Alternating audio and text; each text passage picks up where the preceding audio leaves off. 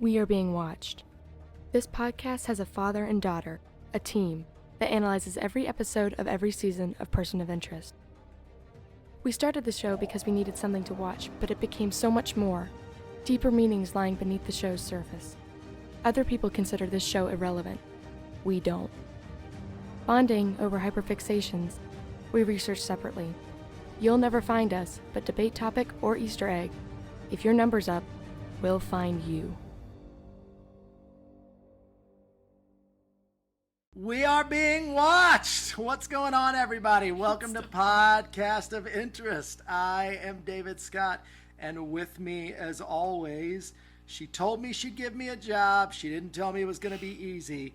That is my daughter, Emma. Emma, how you doing? I'm good. How are you? I'm good. You were saying earlier you're a little bit tired. I am. today. I'm a little bit tired. So Had a long week. tell me, why are you tired? Well, school started back, and so that's been really busy. It's your with senior year. I don't know if people know senior year. that. Senior year. It's on my car. Living the dream. I've been working. I have volleyball. I do video editing. I do this. Do advertisement. Yeah. It's been very busy. So do you feel like you're going to be able to bring your A game, or you feel like you're going to be a little low? I'm going to do my best. I'm All right. That's all we can But ask. I'm not ready yet, because I have something that we have to do first. What do we have to do? Oh, gosh. Oh, no. Oh, she's in the glasses. I wore the So, suit. Preview for Facts of Interest. This is the only episode where Harold Finch wears his circle glasses for full episodes besides flashbacks in the later seasons. So I've decided that for our pilot episode, your own Harold Finch should wear the circle glasses, and then we can move on to our square glasses later. All right. I wore my suit in the premise episode, and so you decided to one-up me and That's right. go with Not your one- fake glasses. I've not one-upped you yet. Yeah. Not yet. You'll that's you okay. know when that happens. All right, soon. so if you didn't catch our premise podcast, I encourage you to go back and look at it. We just sort of did an overview of the show. But now we are finally launching in to an episode, right? And our episode that we're looking at today is Season 1, Episode 1, the very creatively named pilot. episode. Yeah, so always good. Always pilot. We'll talk about better names a little bit later. So the pilot episode, some interesting things you can know about the pilot episode. See, I've got my facts of interest. You got your facts. Myself so it premiered September 22nd, 2011, which was just after the 10th anniversary of 9/11, right? Which is going to be an important part of this show. It's funny, you can kind of forget along the way what an influence 9/11 ends up having on this show. But September 22nd, right, just after the 10-year anniversary of 9/11, It's actually 11 days after. was the premiere episode of, you're right, it is 11 Yeah, days, was just the realized that. premiere episode for Person of Interest, and it crushed. It had 13.3 million viewers, right? And it was, I think, the highest rated pilot in the history At of least CBS. watched. Yeah, the highest watched pilot on CBS. And so it was a big deal. It was a big deal for people because it was the first thing that J.J. Abrams did, the first series, the first television series yeah. that he did. No. After Oh, Lost. After Lost, yeah. After I thought you were Lost saying was period. finished. It's obviously Jonathan Nolan's first series. Michael Emerson, you said this is the first show that we see him in after Lost. And then Jim Caviezel. First who- TV show ever. Yeah, and he had kind of come on the scene at this point because this is post-Passion of the post-Passion. Christ, right? Which was kind of where he made a name for himself. So pretty big deal. People were really excited about it, right?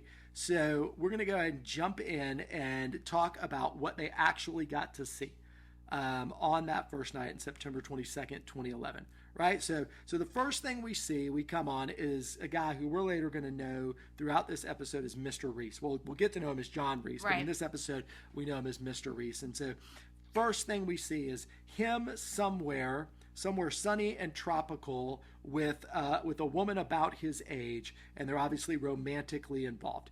And there's a real love between them because he pontificates about the importance of this love. Right. And it's very golden tones, right? It's very nice and soft. But then immediately we're cut to present day John Reese. Very right, and gross. we're told that we're shown just in that moment that this was the past, and this is where he is, or what we think is the past, and this is where he is right now. And in this day, John Reese looks to be a homeless person who is probably an alcoholic, is very unkempt, long beard, long hair, and sitting on the subway, almost passed out. He ends up encountering a bunch of sort of poorly written thugs on the subway and takes them out with Jason Bourne-like expertise, right? Which lands him in the police station with Agent Jocelyn Carter, being interrogated by Agent Jocelyn Carter. Doesn't know who he is, can't get a name from him, but she, by watching the video, is aware that this man has special training. He has special skills, and she guesses that he's military and that he's special forces. So she's trying to figure out who he is, and she kind of sneakily gets his fingerprints, right, from the old, let me give you some water and then steal your fingerprints off the cup thing. And while she is going to run his fingerprints, a lawyer, a very high-powered lawyer, one of those guys, shows up, like in a lot of these shows, and gets him out of the police station. By the time she's back in the room, he is gone, and she is unable to find him. So from there, John is taken by this high-powered lawyer to a very nice car where he's met by two big men who he does not want to fight, and they say, we need to take you to see our boss. Yeah. Right? So from there, we're taken to outside the city. We think it's New Jersey. Your mom said it was New Jersey, so you feel like it's New Jersey. Where he meets Mr. Finch, or as we know him at this point, Mr. Finch, right? And Mr. Finch seems to know everything important about the life of Mr. Reese, right? And that, in a way, that gets Reese's attention. Right. And what Finch wants to do for Reese, he says, is give him a purpose and a job. He thinks that's what Reese needs, and he needs someone that has the skill set of Reese. We don't know what that's for yet. So the next scene takes us to our first walk and talk, right? And they love a walk and talk on Person of Interest. If you don't know what a walk and talk is, it is where two characters walk somewhere and talk and basically give you plot points as they talk through it together. So it's a classic trope, and they love them on Person of Interest. So they're walking together through New York City. A very, very wealthy man with a limp. Right? And a homeless man who is probably looks like he has not showered maybe in months, right? Or and sober no one in cares. months. No one cares, which I think is probably what New York City is really like. No one cares. And as they walk along, basically what Mr. Finch is telling Mr. Reese is that that there are violent crimes that happen in New York every day, and wouldn't it be great if you could stop them? Right? And Reese's point, Mr. Reese's point is, well, you can't stop them because you don't know when they're going to happen. You don't know where they're going to happen. Right. And essentially Finch says, but I do. Right. I know. He doesn't say how he knows, but he says, I know. And he points to a woman in particular, and he says, that woman is going to be involved in some way in a violent crime, and we could keep it from happening. Right? Reese is not sold. Reese thinks this is a crazy old rich guy who is probably stalking a woman for some reason or another. And Reese says, I want nothing to do with you. You're just trying to manipulate me. And so he leaves. He leaves and goes to a motel somewhere. While he's in the motel, he shaves his ratty beard. He cuts his ratty hair. I don't know how he cut his ratty hair, but he's a pretty good haircut for a guy to cut his own hair. Yeah, I noticed that. I was like, right?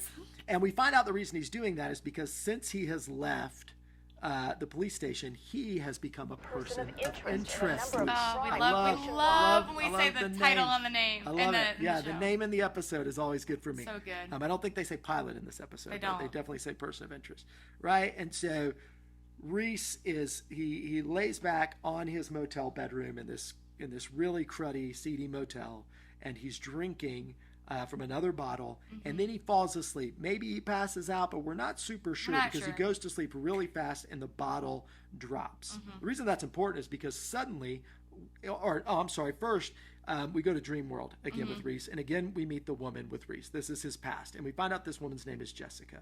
Right? But then immediately we're woken up into what we think is the motel, but it's actually not. It's a really nice hotel. Reese has been moved, and his arm is now zip tied to the bed. Right? He doesn't know where he is. He's very disoriented, and the phone on the table next to him rings. He answers the phone, and who is it? It's Mr. Finch. And Mr. Finch says, again, I want to stop these violent crimes, right? And he said, you to understand this need to know what it's like to see or hear a violent crime happening and not be able to do anything about it. And all of a sudden they're screaming in the next room to Reese. And Reese throws the phone down. He's trying to get up. He ends up busting a mirror so that he can cut himself off from the bed. You see this passion, right, that it communicates about what he wants to do. And he throws himself through the connecting door from these two hotel rooms. And what does he find? He finds Mr. Finch sitting with a newspaper and a tape recording. And this tape recording is of a murder that happened 3 years ago. And that's the paper he's holding because given to the dramatic, they really have a flair for that. They do. Mr. Finch wanted it all to come together. J.J. Abrams loves making everything very detailed, everything to a crisp. Basically, in this moment, Finch reveals two things, right? First, he reveals that he has access to things, access to information, right? John realizes he has access to old tapes that you would only have if you had access to the NSA or if you had access to Homeland Security, right? But he knows that this guy doesn't work for government. So part of what Finch is doing in this moment is he's showing, I am serious. I have information. But the second thing he does in this moment is he mentions Jessica's name. Yeah. And that's a huge deal because he's also telling Reese, I have information about you that you think no one has. Yeah. And this is a wake-up call for Reese. Yeah. Right? This is a moment for Reese because Finch is serious. Yeah. And Reese is still suspicious, but Finch says something to him. He says, you left the government because they lied to you. I never will. I think all you ever wanted to do was protect people. Yeah. And if you work with me, essentially, we can save people. Yeah. And isn't that what you want to do? And that's enough to convince Reese that this is serious and this is worth looking into. So from there, they go to Mr. Finch's Batcave, right, which is an old abandoned library that, because we're going to find out Finch just has more money than anybody's ever had in the history of the world, he has been able to buy this old abandoned library and just turn it into his Batcave, right? He's got computers, he's got pictures, he's got all this wiring and everything, but the biggest thing we see is he's got a list of numbers, right? And Reese sees that and he realizes this is where you're getting your information about who's in trouble. These are Social Security numbers. Right? And he asks Finch where he gets the Social Security numbers. Finch does not want to tell him where he gets the numbers. He says, I'm not going to tell you. I'm a very private person. I get to know more about you than you get to know about me. So Reese still decides he's going to trust him and get in there. And so that is when we finally get back to the woman that they met in the first walk and talk on the street. And that is Assistant District Attorney Diane Hansen. Diana Hansen, right? And so Diana Hansen is the classic plucky assistant DA. These are always women.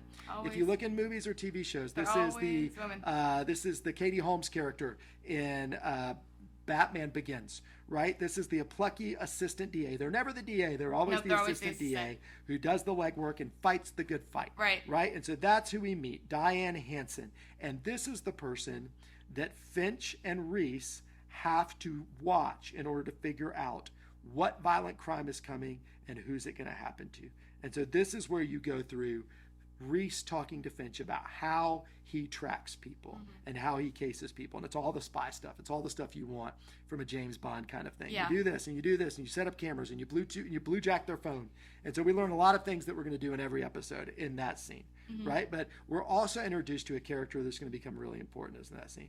Because in the midst of observing Diane Hansen, we see her in the courtroom where a detective, a Lionel Fusco, is being interrogated for a crime that Diane is prosecuting, right? He's not being interrogated for the crime, but he was one of the detectives who worked with the crime, right? And so he's on the stand. We find out a little bit about Lionel Fusco here, and the biggest thing we find out about him is that he's not always playing on the same team as the people he's supposed to be playing on the same team with. He shares some information about a murder that Diane is prosecuting. Right? And Diane's upset because it is not the same thing that they had agreed he would share before he got on the stand. He went off script. Right? This is problematic, right? Because this could prove that the person being prosecuted is innocent. Right? And so we're observing all of these things. So basically Finch and Reese, they break it down. They break Diane's story as they observe her. essentially down to two things. They believe she's the one in danger because she prosecutes so many criminals. Right? And they think that the person who is putting her in danger is one of two people. It is either her boss, the DA, who she used to have a romantic relationship, because apparently 40% of violent crimes happen between romantic partners. Yep. That is a shocking number. That is and a good shocking reason number. for you, and a good reason for you not to date for another few years. So it is either the district attorney or it is the person she is prosecuting who is currently in prison, awaiting a verdict on this murder, right, while he's in prison. So from there, Reese follows Diane to the prison where, and I can't remember this guy's name for the life of me. This guy, do you remember his name? Michael? I want to say it's Michael. Yeah, we'll call him Michael. If we're wrong, put it in the comments. You can't blame me. Finch did the research. So Diane finds Michael in, or gets Michael in a room, and he's like, "You're not my lawyer." And she says to him, "Yeah, but I don't know. I think you might not have committed this crime." Right? And then Michael reveals to Diane that he didn't commit the crime, but that there are very, very powerful people who will kill him, or maybe his brother, if he doesn't take the fall for this crime. Right? And in the midst of the back and forth between Diane and Michael gets violent with Diane. Yeah. At that point, Reese wants to go after her, right? Because at that point we see on display again Reese's desire to just help people when they're in need. Keep in mind, right? Reese is outside of the prison. Yeah. And is like, I'm going to run through it's bizarre. Security, and I'm going to save this person. Like, security wasn't already in the So jail. Reese thinks he can get to everybody. Reese has a little bit of a Superman complex, a little bit of a hero complex. We start to see those things on display. But they do find out in this interaction that Michael has a little brother, right? And that this little brother might be in danger. So next stop for Reese and Finch is to find the little brother. So they find the little brother. Reese goes to his school. Obviously, the little brother runs, because if some stranger comes up to you and starts asking you questions at your school in New York City, you're going to run away. He kind of pulls some shenanigans on Reese and is able to get away from him, able to escape. And Reese is just left trying to negotiate his way out of a difficult situation, right? Reese is obviously frustrated. So the next scene is Reese goes back to Finch, and they're in the park again. Yeah. And this is our second walk and talk, right? And so Reese and Finch are in the park, and on this walk and talk, essentially Reese is saying, I need more information from you. I need to know what's going on because I can't help people if I don't know where all this is coming from. And this is where probably the biggest part, the pilot does its biggest lifting for us, right? This is where Finch reveals that after September 11th of 2001, he was tasked with developing a machine that could predict acts of terror, right? And that this machine was going to observe everyone everywhere, right, to try to figure out if an act of terror and predict if an act of terror was going to be committed. That he did this for the government, right? But in the midst of doing this for the government, he discovered a couple of things. One is he discovered that the machine he developed did its job so well that it didn't just predict acts of terror, it predicted any violent acts that were happening to any people. And so Finch had to figure out what to do with all of this information that was coming in. And he ends up doing two things. One is he's very, very concerned about power. Right? He's very concerned about power falling into the wrong hands. And so Finch made a way for his machine to only communicate to human beings the social security number of the person that might be in a terrorist act. Yeah. The second thing he did was that he got the machine to dump all of these other numbers that weren't specifically terroristic in the nature of their threat. And they called those the irrelevant numbers. Right? But at some point, Finch has a pang of conscience, right? Where he says, I'm just letting people die. Yeah. And so he created a backdoor to get the numbers, these irrelevant numbers. So that he can try to work the cases. And that is where the numbers are coming from for he and John, right? So that seems to help John some, but he's still struggling with how do I do this? Next thing we find out is that the little brother has been abducted, right? Because Reese has put his phone, earlier Reese had stuck his phone in the little brother's backpack. And so he sees that little brother has been abducted and is being taken somewhere. So he cuts off the abductors, right? He does a classic person of interest thing, which is the only thing they love more than a walk and talk is a big giant car wreck where people don't die, right? And so people do not die in explosive car he shoots a gas grenade into the car. It explodes. The car wrecks. Of course, nobody dies. Right. He drags everybody out, gets the little brother out. But in the midst of doing that, he takes the ID of one of the abductors and finds out that these are dirty cops. Yeah. That the people that are trying to pin this crime on Michael, that are trying to deal with this situation, are dirty cops. Yeah. Right? And so that's the big deal. So then they get the little brother to safety. We don't know much about that. But the older brother is killed in the process. So as Reese and Finch look at the situation, they think these cops have killed the older brother, and now they're headed for Diane. So they follow Diane to a secret meeting that she is having in an alleyway. And it turns out the twist of the episode is this. Reese finds out that actually Diane is not going to be killed by the corrupt cops. She is in charge of the corrupt cops. She's the ringleader. She's the boss. She is the one who is setting up all these things. She is the one who's setting up these murders and pinning them on other people, right? And in the midst of this, Reese is so dumbfounded that our old buddy Lieutenant Lionel Fusco is able to sneak up from behind. And so Reese is taken to the corrupt cops. They knock him out and throw him in the back of a car, right? From there, Lionel Fusco is tasked with driving Reese out to a place called Oyster Bay, where he is supposed to kill him and leave his body. Why they don't kill him before they take him out there, I have no idea. We ask this question every show. Why they don't put him in the trunk, I have no idea. It's the same question every show.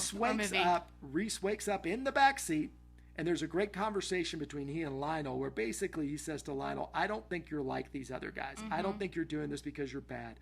I think you're doing this because you're loyal. Lionel says, why does that matter? Reese essentially says, it matters because I'm going to use you in the future. Yeah. Right? But for right now, I'm going to make you wreck your car. And so another gas grenade. Another a classic car explosion. Reese gas grenade. He lets the grenade go. Lionel is shocked. Lionel wrecks the car. Of course, nobody dies again in the car accident. And Reese is the best car accident walk-away guy you will ever meet. He gets out of the car. He drags Lieutenant Fusco out of the car. He shoots Lieutenant Fusco, but in his protective vest, so it will just hurt him and not kill him, and leaves him on the side of the road. Takes his gun and leaves him on the side of the road. Right? So now John Reese realizes that the person in danger is not our assistant DA, Diane, but the actual district attorney. Right. The guy that we thought was the felon is now going to become the victim. Yeah. So he heads to this man's apartment. And when he gets there, he finds the corrupt cops getting ready to kill him and pin it on an ex-con that they've dragged to the location. Right? But Reese shows up and grabs one of the corrupt cops. Yeah. And he is able to create a standoff between, what is his name? What's the main guy? What's the leader of the corrupt cops? Stills and Reese, so that the father, who happens to be with his son, are able to get out scot-free. And then you have a standoff between Stills and Reese, where ultimately we find out that nobody can beat Reese. Yeah. Nobody can beat Reese with a gun. No. He takes out everybody. He kills Stills, even though we don't see it. We know he kills him. The ex-con gets away scot-free. And this scene finishes with a recording of the assistant DA being played in court that reveals how corrupt she is. And so our assumption is that she is going to be taken into custody. And that the case is dropped. That is taken care of. Yeah. Right? I mean, the case being dropped is moot at this point, right? Everybody's dead anyway. That's true. But the assumption is that she's going to be disbarred. She's going to be taken and she's going to be held accountable for her crimes, right? And that essentially wraps up the person of interest piece of this episode. Two other things that the pilot has to do. One is it has to establish that Lionel is going to be a recurring character. Yeah.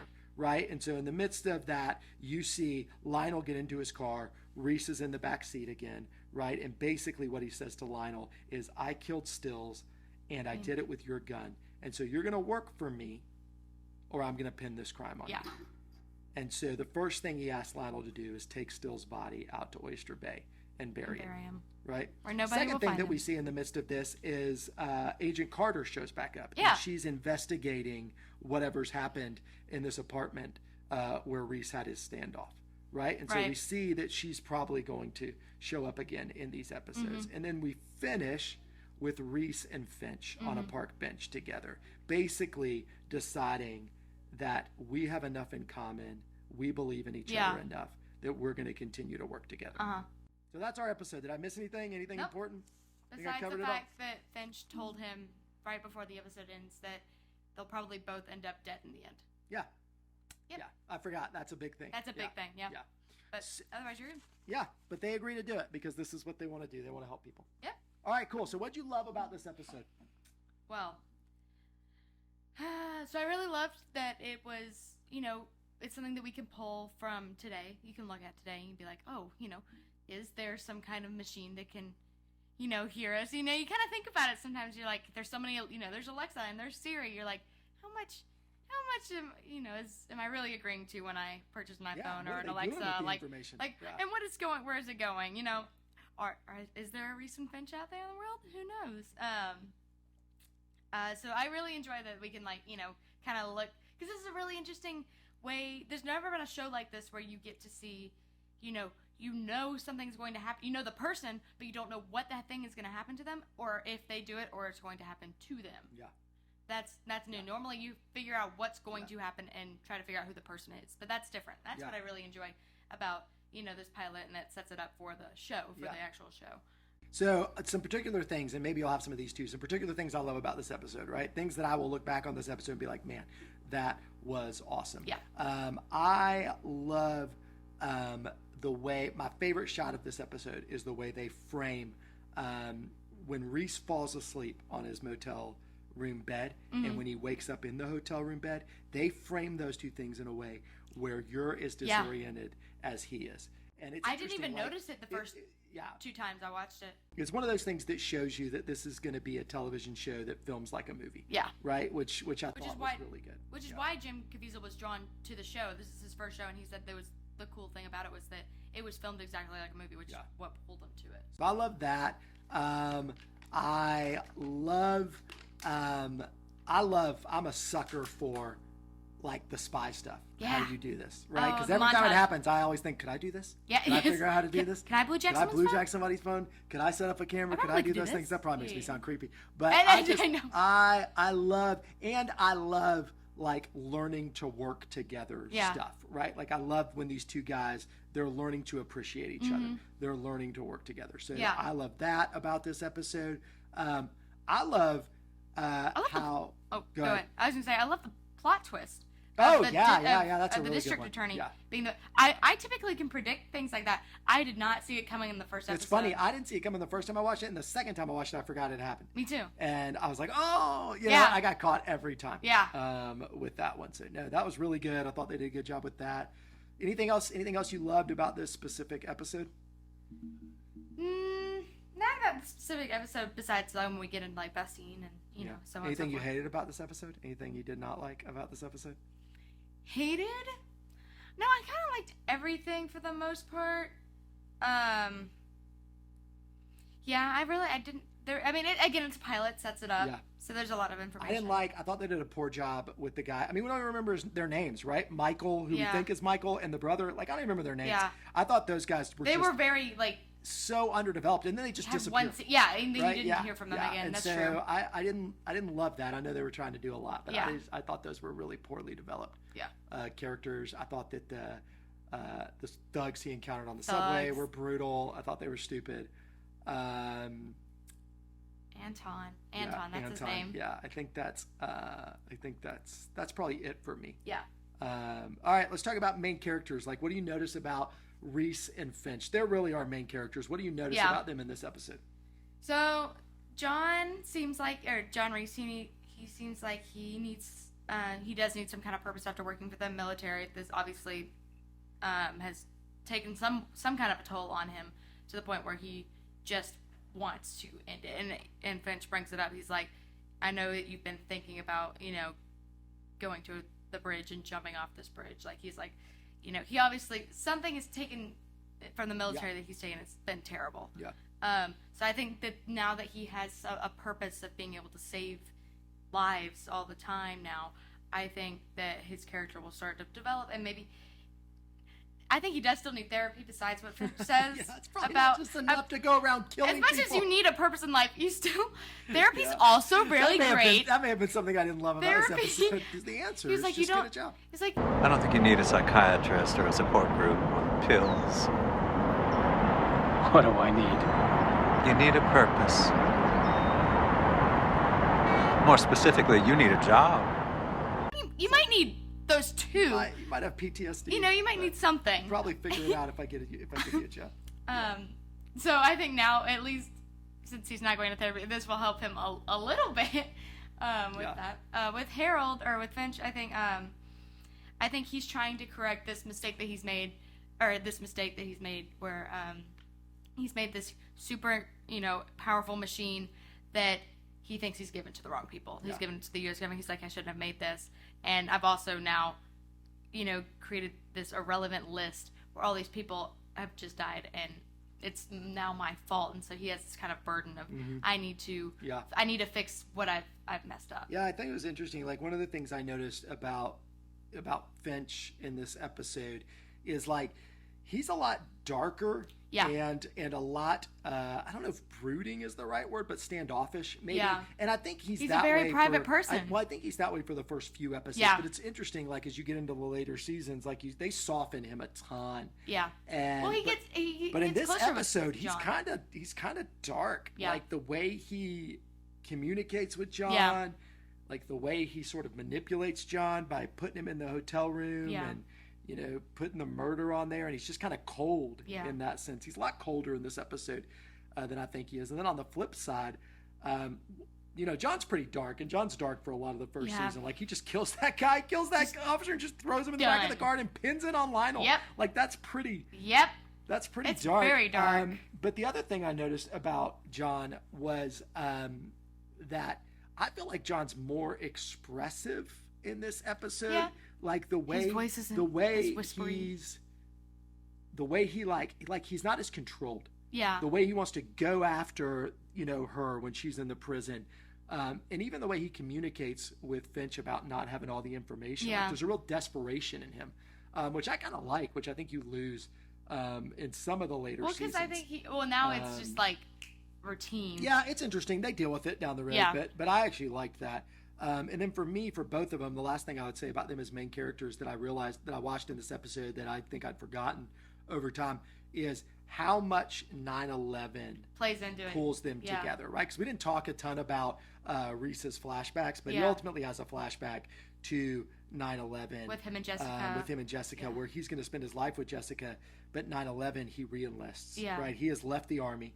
He has left the Special Forces, we learned, but he re-enlists because of 9/11, and that changes his life forever. Finch builds the machine because of 9/11. That changes his life forever. And they both ultimately want to help people, but they both ultimately lose people as a result of those decisions. And we learn... And then so the way that draws a parallel between them, because you don't think about that. You really think about them as like yin to each other's yang, right? A little bit country, a little bit rock and roll kind of thing. But it's interesting how much that is something that bonds them that I hadn't thought about. Right. Yeah. All right. So that's what we thought about main characters. Where are we on? Let's do the categories. All of them, or just the next one? Yeah, let's just go through. Okay. But what's the next one? Next one is our relevant list. All right. Who's the irrelevant? Tell us who our person of interest is in this episode. Diane Hansen, who is played by Natalie Zay. She's our assistant district attorney who allied herself with a group of corrupt cops, which bad move. Always ends bad for them. So Natalie Zay is known for playing Winona Hawkins on Justified. Neither of us has ever seen Justified, so full disclosure, we don't know if she was any good or not. Lauren Riley in The Shield. Kristen. Okay, so this is the one. Kristen and the other This guys. is what I want to talk about. Okay. The other guys. I love The Other Guys. Me too. I feel so about good. The Other Guys. Great movie. Don't go chasing waterfalls. I did not know this, that our irrelevant person plays Christina in The Other Guys. And if you don't remember Christina in The Other Guys, you need to go back and watch the scene. Christina is Will Ferrell's character's ex-wife. Right? And who he left. And, I mean, she is hilarious. She's so funny. She is really funny. She's not Christine. She's Christina. So she already had acting chops. That's what we're going to say about Natalie Zay. How do you think she does in this episode? I think she does a really good job, especially like in the beginning. And I mean, I talked about it a little bit, but like in the beginning, I totally was like, oh, she's gonna get, she's the victim of this. And when it's like, even in the alley scene, when we were finding out that, she's this ringleader of it's like, she's in there and you're like, oh, she's about to get ambushed by these cops or, whatever. And it's like, she sees them and for a second she looks almost afraid, but then it's like, just dropped. Like, the whole act, like, her whole facial expression, her body, like, the way she's standing changes. Like, I think she did a really, really good job. I thought she was really believable, and I also think that, like, she didn't overdo it. Yeah. Right? Like, she doesn't overplay. She's not over mean. Yeah. She's not over sympathetic, right? Like, she just seems like a normal person, which is funny because, as you think about these irrelevant numbers, like, this is, like, the irrelevant role kind of becomes an it role for some people. You'll see through the seasons, and it's a little bit of like, sometimes they're just chewing the scenery. You know, sometimes they're just like going too far with it. And I thought she did a great job. Yeah, no, I think she did really amazing. Enjoyed Christina in this role. She'll always be Christina. So that's your irrelevant. I think we're both thumbs up on the irrelevant. So yeah, thumbs up. I might almost give her. I'm not, but I might almost give her who won the episode if this wasn't the pilot. Yeah, if it wasn't pilot, she might almost. She did really. I mean, it was really good. Yeah. All right, what's next? Best scene. All right, here we go. Let's do some nominees. For best scene. All right, I have two nominees. You give me one nominee, and then I'll give you a nominee. Okay. Go ahead. One nominee for me is Finch faking the murder in the hotel. It's a good one. It's a good scene. Why do you love that scene? Because the first time I watched it, it fooled me completely. I was like, oh my gosh. He's murdering this person. I was like, you don't know who's murdering who. You don't know where Finch is. You just know he's on the phone with John. I was like, well, Michael Emerson is playing the same character he played on Lost. He's just gonna brutally murder somebody in the next room. I was like, I don't know what's happening. And I was fully convinced someone was dying. And then when he turns around, John walks in or busts through the door, not walks in, and he finds out it's just a tape recorder, and he's turning around. He goes, you're too late. Well, you're 2 years too late, or 3 years too late. Like, I was like, oh, like, kind of like relieved. I was like, oh, he didn't murder somebody. This is a different character. Yeah. No, that's good. Yeah, and then the whole, like, I'm not going to lie to you portion of it was really, that really big. The heart. No, not this time. So, there are some. That's a question of interest for me. Right? When Finch says, I'm not going to lie to you, I don't think that plays out. I've got something to say about that. Yeah, I'm pretty sure he lies to him. Oh, yeah. Oh, go ahead. Do it now. What do you got to say No, about we can wait for... No, it's fine. Okay. Go ahead. We're there. Oh, no. He definitely lies to him throughout. And I was reading something about it, too. I was like... when I heard it, I was like, no. Throughout the season, he 100% lies to him. Like, even through this season and seasons to come, even though, like, slowly, he stops doing it, he definitely definitely something worth examining because it feels like such a meaningful thing, right? And I feel like they discard it by like the 5th or 6th episode. It's like almost like immediate. Like he thinks even like can I say next episode? No. Yeah, go ahead. Right. If you want even next episode, like Harold's working in this tech company, and it turns out he like owns the company, but John didn't know that. He's like, oh, I like he was like, it's a surprise. It seems like it carries a lot of weight to just be gone. And also, he's obviously done something like this before, meaning he probably knew how to blue check and do things a little bit before. Anyway, all right, so that's one of yours. So one of my nominees, and this is second place for me. Okay. The 9/11 walk and talk, I love. Yeah, like, they share do a so good much job. information. It's so good. They're both like kind of going toe to toe with each other a little bit in terms of acting, but nobody overwhelms the other one.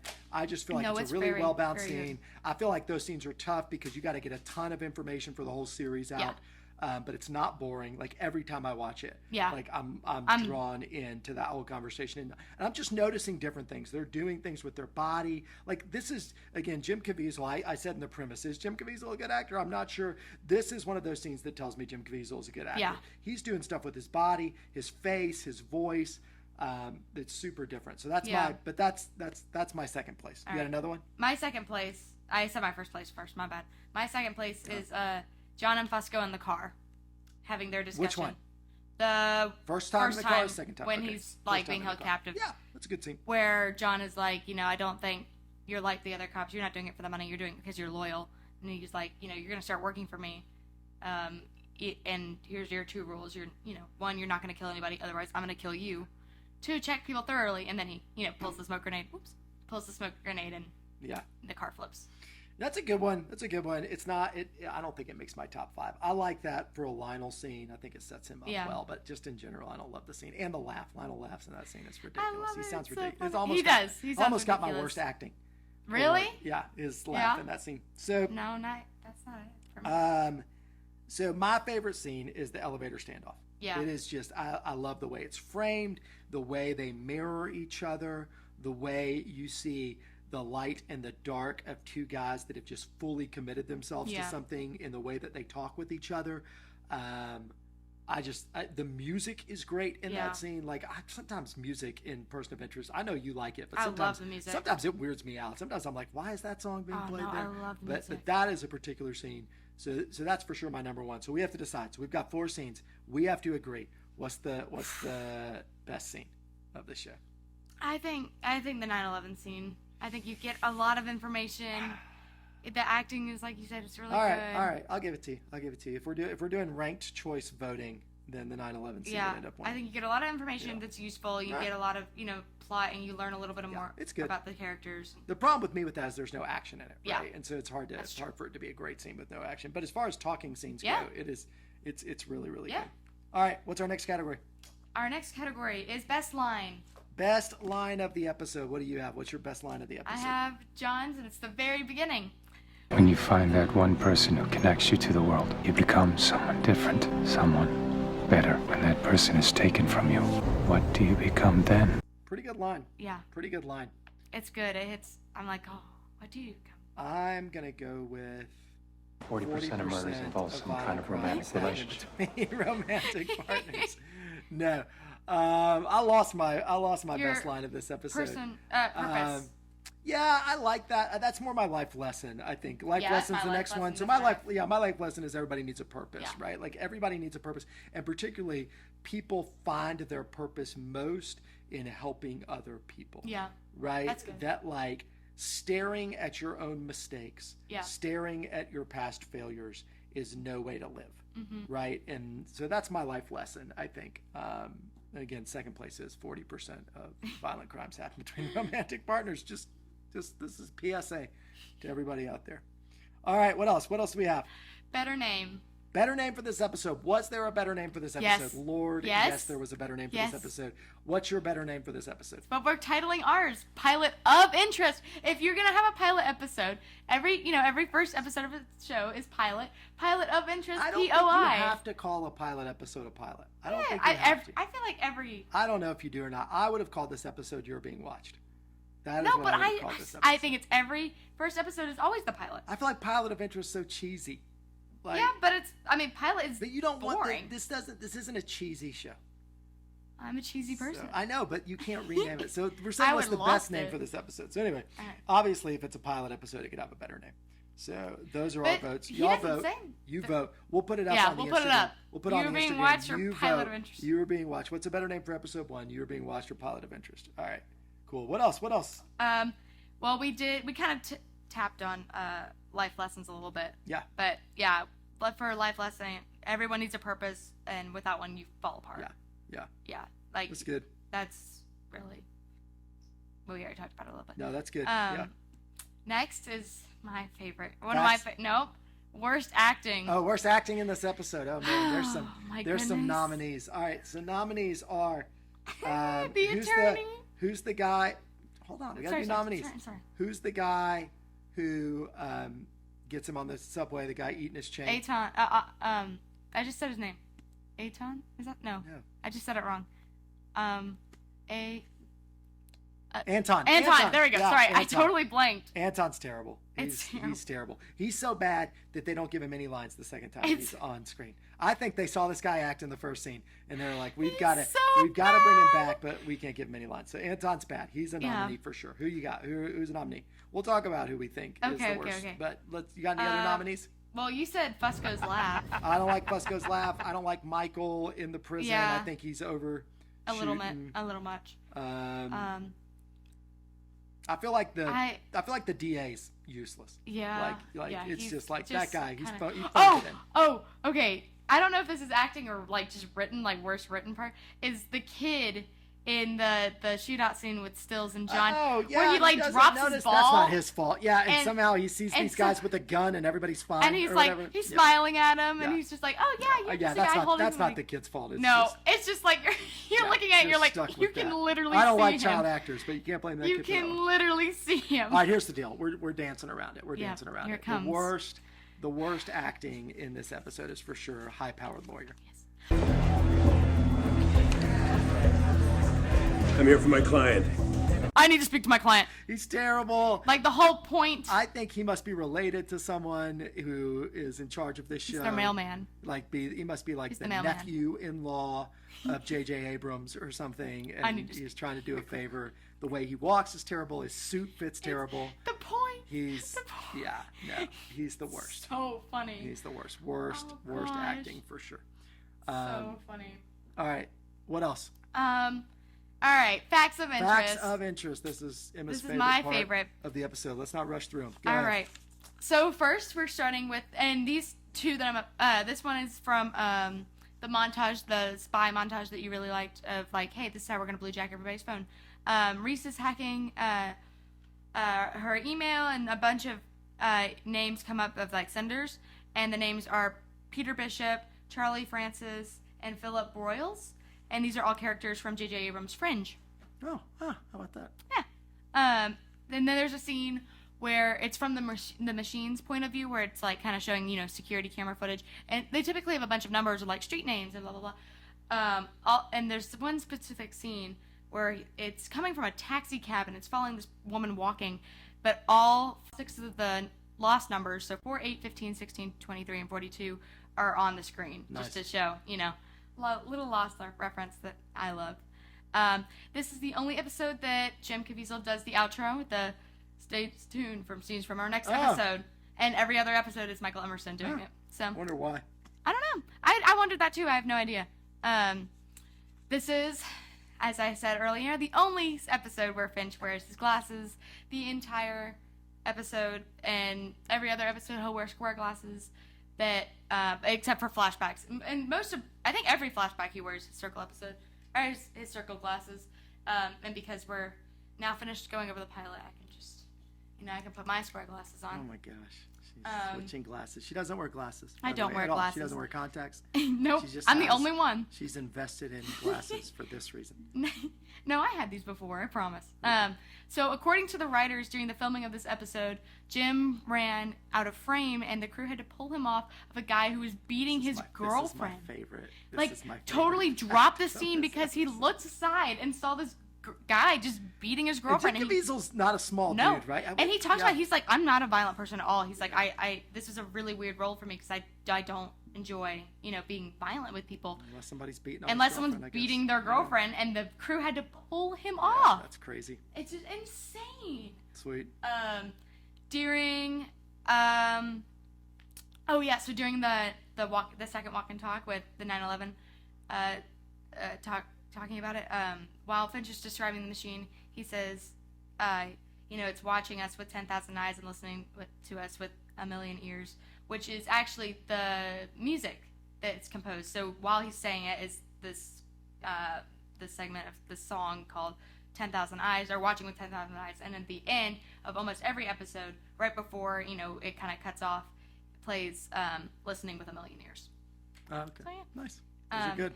And then I talked about Jim Caviezel doing all the training and the premise of how he was doing John. Yeah. So otherwise, that is all my facts of interest for this episode. All right, that's good. All right, so I'm going to do questions of interest, right? All right. These are just questions that interest me, right? Things I'm that ready. maybe there are no answers to these questions, but they're things that I think about when I watch Okay. an episode of Person of Person of Interest, right? So we've talked about the idea of like, why didn't they shoot? Why don't they just shoot Why Reese don't- before nobody? We ask ever that in just every shoots show, though. Reese, right? Why don't they put him in the trunk, right? These are common questions, right? That are just the bad guys always make Right.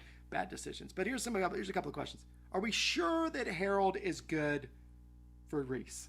Are we sure that Finch is good for Reese? No, he doesn't need therapy. Is he just doesn't need redirecting him pills. towards destructive ends? I think he probably is, right? I- Because if it's kill yourself or live long enough to get healthy, you'll And then probably live long possibly enough to die. get healthy, right? Yeah. So, I guess it's the greater of two evils, or if the other one is evil, we don't know all that much about Finch yet. So yeah, I think he's good for him in this situation. All right. Next question. Is Reese really getting out of the police station so quickly? She goes to the bathroom. Do you get processed? I don't see any paperwork. Nope. I don't see. He's just gone. I've never been arrested. I have not FYI, either. But I don't think you get processed out that quick. No way. And she's enough time for her to go to the bathroom and then having to book it outside and him being gone. It's gone. not like she goes to the bathroom. She just goes and gets the. She just gets the fingerprints checked. And turns around and he's gone. And she runs outside and she doesn't see the car driving away. That means nothing to her. Gone. Yeah. I don't know. I think that was a little movie magic. That one's tough for me. Yeah. So, how Finch convinced Reese to get involved? What do you mean? We buy that he would have changed his mind based on those things. Was that enough to change his mind? I've thought about this for a minute. I think the fact that proving that he even knew about Jessica just pulled him in more this guy's not playing around. I just wonder, he seems to change so quickly, and I'm like, is there enough stuff there? I mean, I've never had at least if I know, as I know of, I've not had any kind of hero complex. I mean, so maybe that has something to do with ultimately, in working together, I can see why he stays on, right? He's like, this is a good guy, I can do good things, right? Yeah. So, all right, that's it. Those are all my questions of interest. So, what are we left with? Is this it? Yeah. Last question? Who won the episode? Who won the episode? I think John won the episode. He found his purpose. It's probably John. Yeah. He found his purpose, which was to help people, and now he's still alive. And John gets most of the action. Yeah, there's not actually a lot of hair. If you look back, there's only a few scenes with Michael Emerson. Yeah, and he doesn't really interact with anybody else, right? He's not even in his ear. And John for most interacts of the time with either, everybody else, which is unusual for a person of interest episode. I think John was this episode. I think Jim Caviezel also wins this episode in terms of acting, for sure. Really showing how he can own a screen. So. But right under him is Natalie Zay. Yeah, she's close. She's for sure second place in this episode. The other people are going to get their chances, but she's really good. Cool. All right, I think that covers everything. That covers the pilot. For this episode. So we've covered the pilot. Emma, you feel good about this? Anything else you want to say about the pilot? No, I'm excited to explore the characters with some more in the next episodes. Yeah, it'll be fun. We'll shape this up. If there are things you want us to talk about in episodes that we haven't talked about, please let us know. We'll try to add in some stuff. Maybe we'll switch some of these categories around as we go along. Yeah. But we'll see you guys for episode 2. Do you know what episode 2 is called? I don't even know what it's called. I've not. Oh, the actual name? Yeah. Oh, it's called Ghost. Ghost. Yeah. Episode 2 is called not Goats. Ghosts. Okay, good. I'm much better than being about goats. Yeah, it's all called right, Ghosts. Cool. It's not called Pilot of Interest. I'll tell you that. No. All right, cool. We'll see you guys for episode 2 next week. Yep, next week.